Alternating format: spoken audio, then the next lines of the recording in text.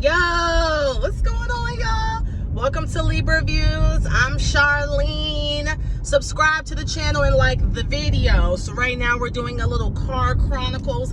I haven't really been up on my video because I just moved into my new apartment and my apartment's not really set up.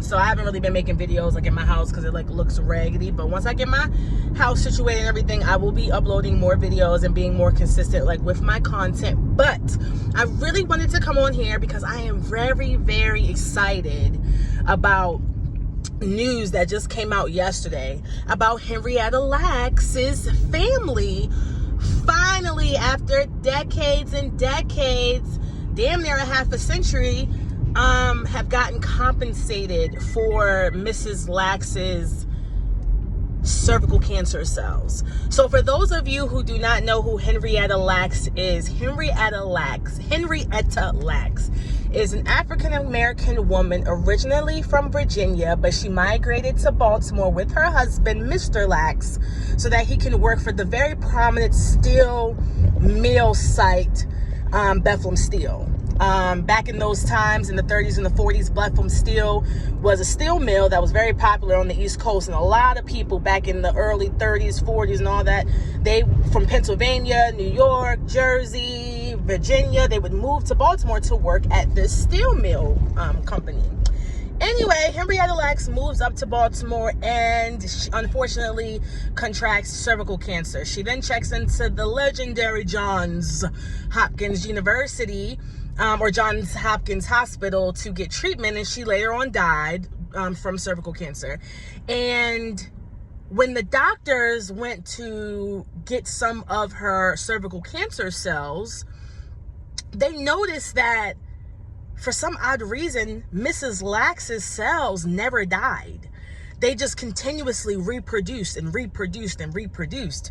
And this is something that they had never seen before, because cells, once removed from the body, had dismantled. They pretty much were destroyed and died after a certain amount of time. But for some reason, Mrs. Lax's cells never died. And because they never died, they were able to do research upon research upon research, and was able to advance healthcare in such a large way from this woman's cells.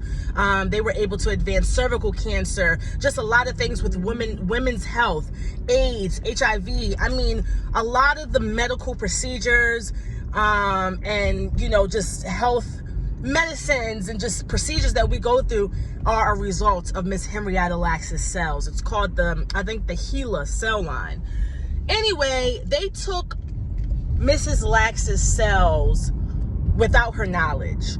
When she passed away at Johns Hopkins University and they removed her cells and found out that they were immortal, they never told the family that they did this. They never asked the family for permission, and they just took this lady's cells and was able to create hundreds and hundreds of millions, probably billions, even maybe possibly trillions of money for the medical industry.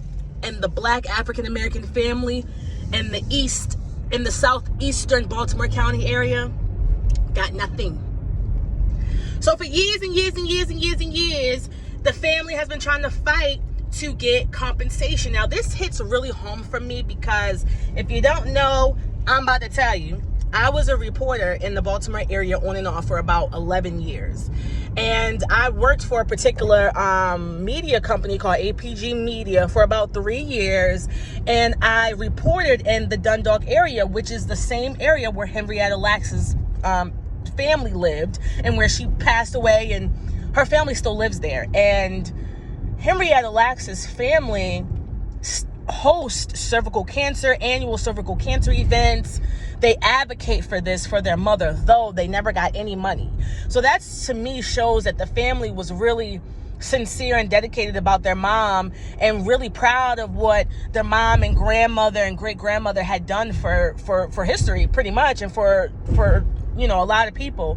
And even though, despite they didn't get any compensation, nor were they really ever even acknowledged by the people that stole her cells, they still upheld her name and still gave back to the community and still would host annual cervical cancer events, which I would cover since I was a reporter. And, you know, I met Henrietta Lacks's brother, who's very old, by the way, and it saddens me that her brother, which was the closest relative, I guess, to in age-wise, to her still living, probably won't reap the benefits of the lawsuit, which sucks. But anyway, I know Mrs. Lax's brother, her grandson, her kids. I mean, the whole family, I'm very familiar with, because, like I said, I reported in that area for years. And it just really makes me happy that finally, after all this time, that the family is finally going to get compensated for that. And it's just, all I'm gonna say is that they better get, when I tell you, this family better get hundreds of millions of dollars. I don't want to hear that the family only got 1 million or the family only got 5 million. Fuck that. The family needs $500 million settlement. Do you understand what I'm saying? Because this is what pisses me off. You understand? Because the black community in America has sustained so much stealing and so much wiping away of history and so much snatching away. And I'm not talking about from slavery. I'm talking about into the 1900s and the 20s and the 30s and the 40s and the 50s and the 60s and the 70s, and how black people were halted from getting certain positions, and how black people were not promoted on purpose and given the shit jobs, and cells being stolen. And when you think about people's lands being captured and taken by eminent domain, and they have no say, as black people, and it just really pisses me off, because I know a lot of people outside of America and even within America look at the black community like, well, why can't y'all pull yourselves up? Why y'all ain't got this? Why y'all ain't got that?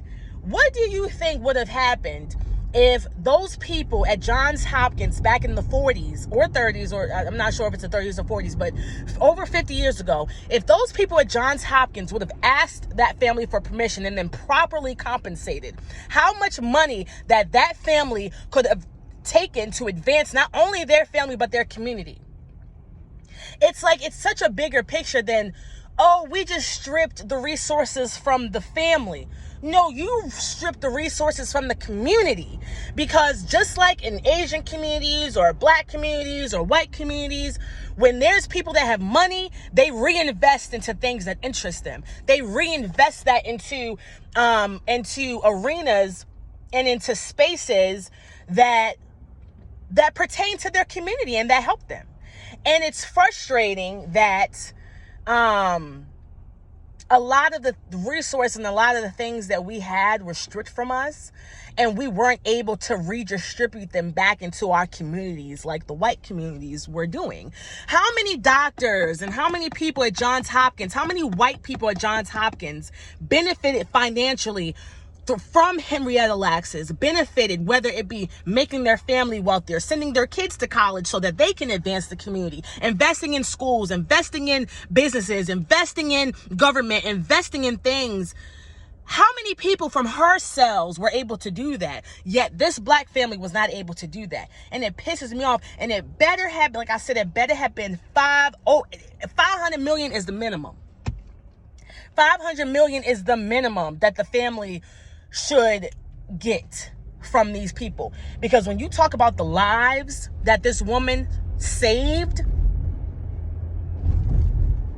and she got nothing, and her family got nothing, and her community got nothing, while the white people get to take their resources and all the things that they've gotten from her cells, they get to take it back to the community, send their kids to college, buy properties, buy business, and invest in universities, invest in schools, invest in highways, invest in jails, invest in stocks and bonds. They were able to do that off of the back of this black woman, and her family ain't get nothing. Okay? So again, I'm very excited. I'm very happy that this happened. And again, it better be the money that it needs to be. That's all I'm gonna say, because it's very unfortunate that happened. And another thing that kind of bothers me too about that is that the advancement from Henrietta Lacks's cells, obviously contributed to women's health as a whole. And when you look at the statistics of Black women, and how they die at childbirth and how they die, more in breast cancer, and they die more when they have certain cancers. Black women are victims of these diseases and of these health issues, where the white women benefit the most off this Black woman. Even a Black woman is responsible for the cells, that have advanced women's health to such a degree, and even then it still doesn't affect Black women. Even then, off of the back of a Black woman, the white community and the white women still benefit more than we do from our people's own cells that help advance science, medical science. Child, I can go on and on about that, but I'm not. I'm gonna stop it there. And I just want to say, yeah, I'm so happy for the family. I wish, I probably could get in contact with the family again. Just to say congratulations, man. It's well deserved. And I know Henrietta Lacks, if she was still here on earth, she would be very happy that her family is now going to be able to benefit from her life, and not everybody else in America. And then put Black people down because we ain't got nothing. We ain't got nothing because y'all stole it. And I'm not talking about slavery. I'm talking about after slavery. Y'all that took the land that we had, the funds that we had, gave us the shit jobs, wouldn't hire us, steal ourselves, advance medical history.